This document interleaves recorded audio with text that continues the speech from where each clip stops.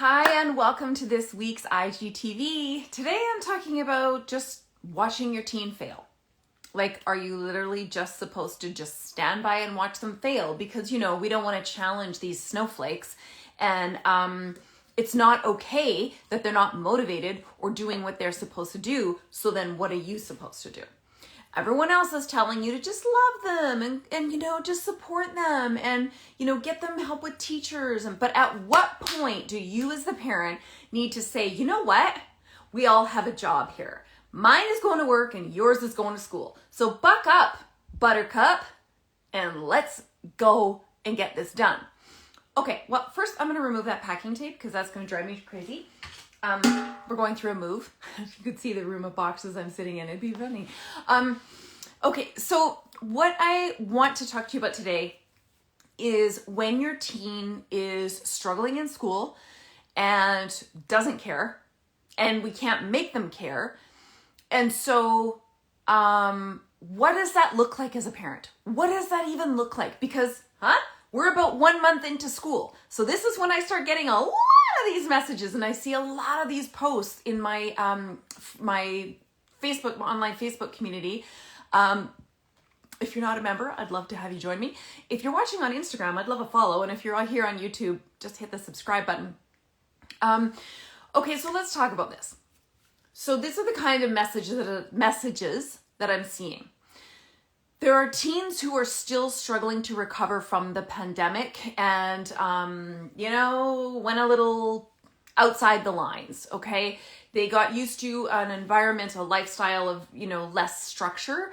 And some of them did better in less structure and some of them did not do better in less structure. But now that school is back the way that it was once before, and the expectations of school are the same, their performance has not come back for whatever reason, okay? Might have been the pandemic, might have been a mental health crisis, could have been that they had a really, really hard subject, a teacher that didn't go well, a social incident, social anxiety, bullying, something happened, and now your teenager is not managing the expectations of performance of school. And so it can look like they are avoiding school altogether. Maybe they don't get up on time and that they constantly resist that particular class, that subject, or if they were like me, I basically skipped every single Monday. Yeah, grade 11, I didn't attend a single Monday. I just didn't like Mondays. So maybe they're skipping certain classes. Maybe it looks like they are going to school, but they're not doing anything when they're there. Like, they show up, they're not disruptive, they're not rude, but they don't do any work. They're not handing in assignments. So they're kind of faking their way through it, right? Maybe it's that your teen is going and they are doing a bit, or maybe they are being disruptive, and again, they're not doing what it is that you and I were like, hi, how hard is it to do the minimum? Okay, come on. Now, what ends up happening when they do those things is you and I as parents, right? This is how we were raised, was to do a couple things. Consequence. You have one job. Go to school and meet the expectations. Like, it's not that hard. Maybe your teenager doesn't struggle in school. Maybe they do fine, but that's your job. So you start to consequence. So ground them, take their phone, take their gaming, remove privileges, car privileges, parties, going out, maybe sports activities. So you're removing privileges, right? Now, I don't know about you, but has that worked? Has creating consequences when your teenager is struggling in school truly worked? If I see a lot of yeses, then I'm ready to get off this live. But generally that doesn't work. Generally it doesn't. But when the consequences don't work, you, I'm certain, are getting letters home from the school, emails or texts, consistent parent shaming, which this is not against teachers, or the school system is broken as a whole, okay? So parent shaming is just so prevalent. So it's really, really a challenge when you are getting messages home that feel judgmental and shaming, and that actually they're intended for you to now put that shame on your child. I'm just saying that's the whole intention. I'm not saying it works. I'm just saying that's the whole intention. Is that it's about passing down the pain. Is that if the school system passes the pain on to the parent, then the parent passes the pain to the child. That for sure will change the teenager's behavior. Not since the beginning of time. No, it doesn't actually. So you might be getting these messages home and the consequencing isn't working. And then maybe you've tried like punishments, like you're trying, like, okay, that's it. Like we're not doing this. Like you're sitting with your teenager. You are doing anything you can to force them to care or do the work, the bare minimum, or go to school, and saying, no, you can't sit at home. Like you're fine. You're not sick. You need to go to school. Okay. That describes, I think, what's happening, right? One of the key misunderstandings that's going on under that is that for many children, not all, but for many children, many teenagers, the reason that they are avoiding school anxiety, and they are underperforming is not because they are lazy, irresponsible, unmotivated, and don't care. Hear me out, please. Hear me out. It is because there are mental health concerns going on that appear that they are lazy, unmotivated, don't care. I'm telling you this because I was this teen, okay? I traded straight A's as a gifted student for F's and failing out. I did.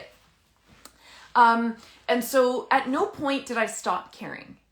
At no point did I ever not want to be an A student. I just didn't know how to stay an A student. When I ended up in grade 11 and advanced classes, and I had no study skills, no emotional coping skills, I thought my entire identity was tied up in my grades. And when I couldn't keep that up with just having a photographic memory, which has nothing to do with learning, by the way, like remembering what you see is not learning, let alone adapting and being able to apply my knowledge so that I didn't know how to cope. And in my home where I was raised, my parents were highly intelligent and they wanted the best for me. Lovability was based on performance, was based on grades. So I learned that I was only lovable and had worth in the world when I performed. Top of my class, straight A's, athlete of the year.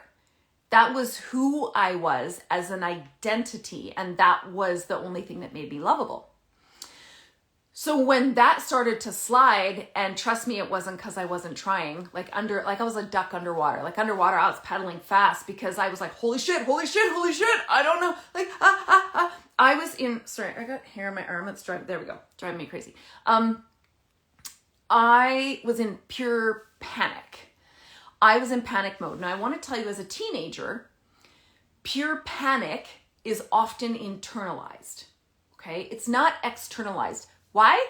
Because the teenage brain is wildly susceptible to criticism and judgment because their self-esteem drops up to 30% during the adolescent brain development.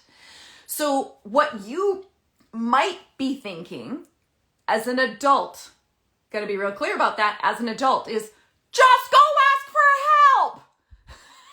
If you were already thinking that, don't worry, I gotcha. I got it. Just go ask for help. How hard is that? The teacher is right there. That is their job. That is what they are there for. So if you can't get the work done, go ask the teacher for help. I understand intellectually that makes so much sense. It's so simple. Like, what the ever loving is it that you just can't go ask for help?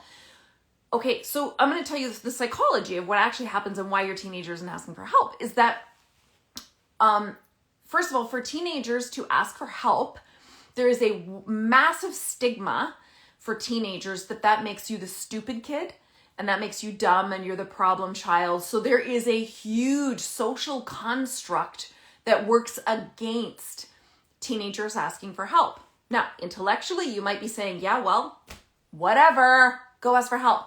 Okay, well, I'm going to put this to you in adult terms.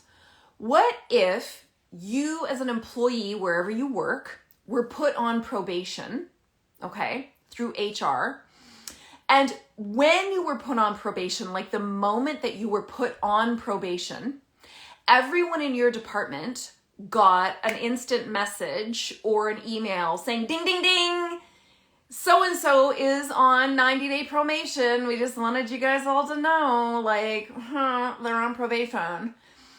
Can you imagine if your company, your entire department knew that you were on 90-day probation? Can you imagine for a moment the humiliation and the anxiety that would bring to you? That is what a teenager's equivalent is of going up and asking for help, or asking too many questions in class, or being seen, even perceived as the child who doesn't get what's going on in class. Because you see, a classroom is very public.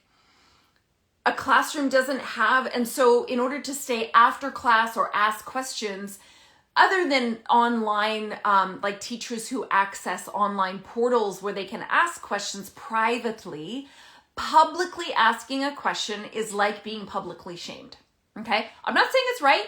I'm not saying it's good. I'm just saying this is the reality of the social construct that teenagers are living in, and one of the reasons they don't ask for help, okay?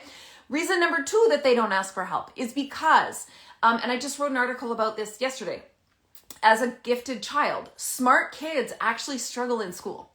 Smart kids struggle in school, and even if your child wasn't the smart kid, maybe they've always struggled. Maybe like school is just not their jam and you're just trying to get them through. The psychological identity of a teenager is very shaky because their brain is actually in the process of destroying the immature version of identity and rewriting an entirely different, more complex version of identity in order to have the capacity for self-reflection, which is the determination of a mature brain. Okay? So it's a biology thing. Their brain is being like, okay, we're done with that. I'm going to go get the more complex version. But that doesn't happen overnight. It's not like your phone. It's not like you just like plug it in and are like, software update. No, actually, fun fact, it happens over a period of like 4 to 5 years. It's so fun for your teenager. And so this identity of theirs, which is already very shaky, and that is where their self-esteem drops up to 30%. All of these factors are why your teenager isn't necessarily asking for help. Now, let's add to that a good dose of anxiety.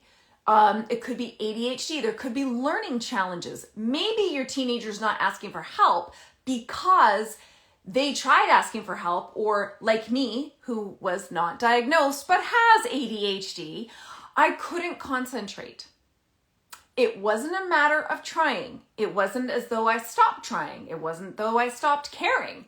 It was that my brain, and this is very normal for many people with undiagnosed ADHD, which is highly common for females, because the H, the hyperactivity part, is internal, it's in the brain. So we don't have behavioral problems in class. In fact, girls, because we are raised in a patriarchal society, are taught to be very appropriate and compliant and behaved in class. That doesn't mean that ADHD doesn't happen. So ADHD means that the brain has a limited capacity of concentration and workload. And in the teen years is generally when that level of concentration and workload capacity is required to really expand in the higher levels of high school. But the ADHD brain physiologically, biologically, doesn't have that on its own and needs extra support that could look like coping strategies, supplements, medication, whatever, to increase that level of capacity. And so for many kids with learning challenges that have not shown up in early childhood, it will show up in the teen years when all of a sudden they just can't concentrate as much. they can't concentrate. So if they can't take in the information, how are they supposed to spit it out?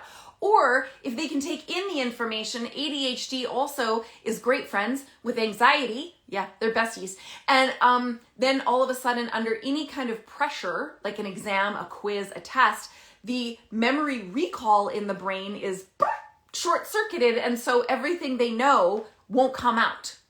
So we either have a learning intake issue or we have a regurgitation application issue, and sometimes you have both. That's ADHD, so fun times. Now, if there's larger mental health issues of anxiety, depression, which are also kind of besties with ADHD, I'm not saying it is ADHD, I'm saying the three of those are like a Venn diagram-y triangle, and it takes a lot of work with a qualified professional to really separate out which one of the three you're dealing with, or maybe all of the three, because it's too easy to smear them together, and I don't recommend that. So your teenager is failing out, they're avoiding or have a lot of anxiety around school, and they don't care. All the reasons that you see that they don't care are, oh, it is like a 007 cover-up. Like it's like Mission Impossible level cover-up that you are being dished a cover-up for your teenager to put on an armor. Okay, this is researched again. Put on an armor of I don't care. An armor that says I don't care, because when I don't care, then I don't have to try, then none of your words, it's all an armor. It's a disguise, it's a mask. Because inside, they do care. But I can tell you what they care about. If you just heard anything I said before that. What they care about is that their identity at its core is currently at risk. Their love and approval from you is at risk when you are punishing and consequencing for a lack of output, performance, grades, percentages. Now they don't feel loved by you. They don't love themselves because they don't know what's happening, and they're not, that who they knew that they were or what they loved about them, liked about themselves is not what is showing up. And they don't know that the teenage brain does not have the executive function for the capacity or capability of in-depth problem solving, risk analysis, to just like fix the problem. They don't have that. And so their only coping technique is to avoid. Avoidance is based in anxiety. Even defiance, which you would see as intentional, is based in aversion. There's an emotional underpinning. Defiance can be because your child feels disrespected. Avoidance comes from anxiety. And in not knowing this, because nobody tells you this, I'm not here to judge. Zero. Where else? Who's telling us this? Nobody's telling your teenager what's happening. Now, mental health. Okay, so this all goes back to this very performance-based world, this obsession with performance-based, and the school system is based on performance. It's a pass-fail, black-white binary system. If you can fly under the radar and be in that middle of the bell curve, you're golden, because nobody's going to look at you. No one's going to call you out. No one's going to ask you for extra schooling. You're not going to be labeled as the dumb kid. But if you're really smart, okay, like I was, oh, you win all the awards and you win all, yeah, great. Well, kind of great. Socially, it doesn't work because now you've taken yourself out of the safe middle. So people don't love that either. Friends don't. And you sure as shoot don't want to end up below the bottom of the curve, because now you are being publicly humiliated and ostracized every day. Your name is on the PA being called to the principal's office. I know I spent more time in the principal's office in grade 11 than I spent pretty much in any other class. I think so. And so we go back to this whole cycle of consequencing and punishment. So what parents say to me is, I will not, Allie, just stand by and watch this happen. I will not stand by and watch them fail. That is shitty parenting. And I won't do it. Okay, fair enough. Fair enough. Here's my question for you. If the science behind motivation, internal, okay, motivation, because you can't externally motivate anybody. You can coerce someone, you can blackmail them, you can manipulate them, but you can't internally motivate anybody. The science, oh, thank you. I'm so glad. Okay, this is landing for you. Awesome. So the science behind internal motivation, trying, caring about what they're doing, okay, actually comes from confidence. Confidence and self-esteem. I will not try anything if I don't believe two things. Number one, that there is at least a probability of success. Not guaranteed, but there's at least a probability that I'm going to succeed. I'm not going to try. And number two, what's at risk if I try? And if more cuts against my own value and identity, either in your eyes as my parent or in my own eyes with myself, is too risky and too painful, I will not try. I simply won't. Psychologically, okay? So the whole mentality of, well, I won't stand by and watch them fail. I'm just not going to stand by and watch them fail. I want you to look at your story that is driving your behavior. What is your story about what a good parent is? What is your story about a parent who has a child who's failing school? Tell me about that story. Let's get curious about your upbringing and who told you, or how were you raised such that this is very black and white for you? Because again, I was that child. I was that teenager. And I got no external support whatsoever. I got punishment, criticism, shaming, judgment, consequences, and I'm telling you, none of it worked. And I did fail classes.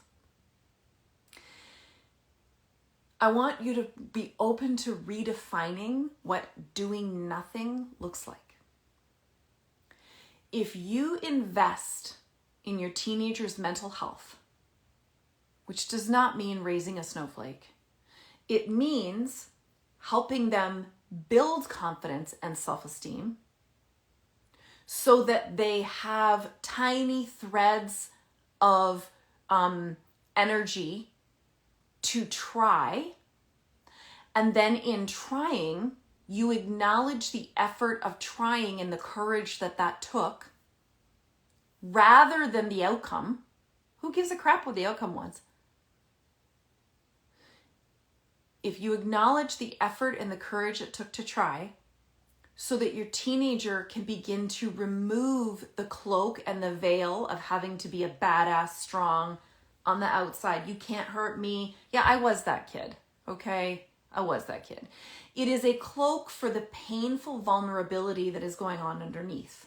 And if you aren't prepared to look through your stories to help your teenager put down the cloak, to deal with the vulnerable pain that is going on inside of them, which, by the way, none of that is doing, that's not doing nothing. That's doing a lot. A lot. And you support your teenager's self-esteem and confidence to try, removing the internalized shame story that when they try, but the outcome isn't what they wanted or what you may have wanted, you still love them. They are still a good person. They still have inherent value and worth in this world. They still have unmined potential, gifts and talents. Okay, so you got a D on that one. All right. What did we learn? The science behind this resilience, the science behind hopefulness, which is required to try and remove from oneself the internalization of failure, or, okay, failure is required as a part of learning. Doesn't mean I'm a bad person. It means I tried and it didn't work. And that way of thinking is more likely to go back to the beginning, because they have confidence and self-esteem, and say, okay, that way didn't work. What's another way that might work? That doesn't come from letting them fail. And that black and white thinking that says, you're raising a snowflake, I am not going to pander to my child's emotional BS that just has them lazy and unmotivated at home and avoiding their job, is actually making things worse. And again, I don't think this makes you a bad parent. I think it makes you a normal parent, because this is what we were taught, except that what we were taught no longer aligns with at least 2 decades of scientific evidence-based research of the adolescent brain, and also parenting research and psychology. These are the things that I talk about in all of my programs, specifically my free masterclass that you can access by typing support once I get this posted, and I will get you the link to it. Because your teenager really does need you. Your teenager needs you in ways that you have no idea, and they are way too down their own rabbit hole to begin to ask. And they are probably pushing you away and being spicy and saucy and rude, and have determined that from now on, they are just not going to try. And I'm going to tell you again, for sure, it's because they don't believe they are worth trying. Lori, just let me get this posted, and then because right now, as soon as I post this, all the comments will disappear. So this video will be on my IG. It will also be on my YouTube, and we'll put it on Facebook as well. I was that student, and I can tell you exactly what the experience felt like, which was completely and diametrically opposed to what I actually needed.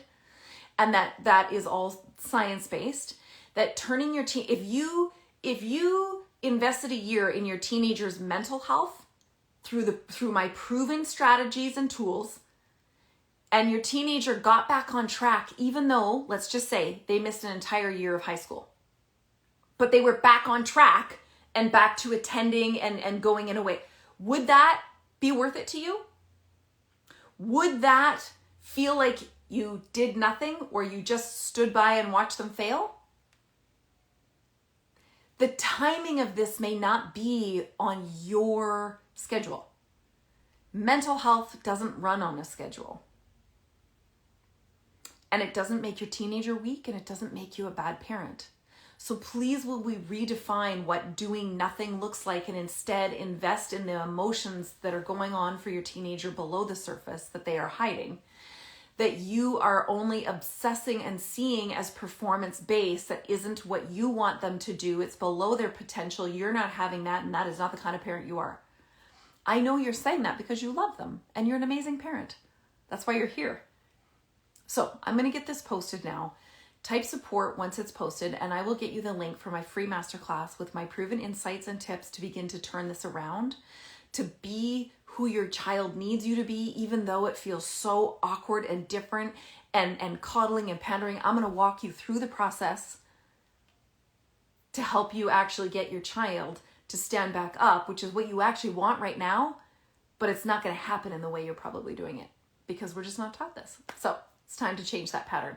Thanks so much. My name is Allie Payne. I'm a certified life coach, certified relationship systems coach, and I am here talking about parenting teens on every single Thursday. You can follow me here on Instagram at Allie Payne, or on YouTube at Allie Payne. Type support below and I'll get you that link. Bye, everybody.